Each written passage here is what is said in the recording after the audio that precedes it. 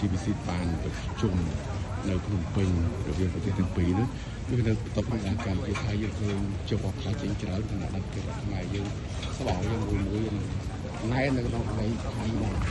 ហើយនេះណែទៅដល់មកទៀតបាទច្រើនមែនតើហើយពាក់ព័ន្ធបញ្ហានេះឃើញថាប្រជាពលរដ្ឋខ្មែរជាប្រទេសបានតាមដានយកចិត្តទុកដាក់ជាមួយនឹងក្រុមការងាររបស់រដ្ឋាភិបាលទាំងពីរដែលកំពុងតែប្រជុំនៅរាជធានីភ្នំពេញប៉ុន្តែមានការខមមិនលើកឡើងច្រើននេះ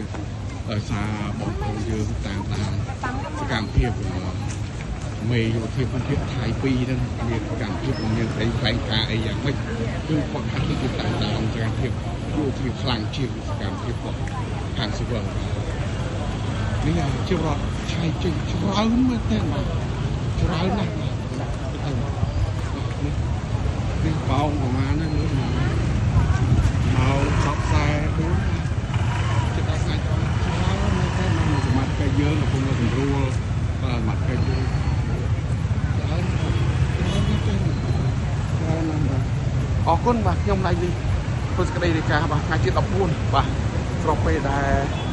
គណៈកម្មការ GBC កម្ពុជាថៃកំពុងតែប្រជុំនៅភ្នំពេញគឺបងប្អូនយើងនៅតំបន់ជាតិដែន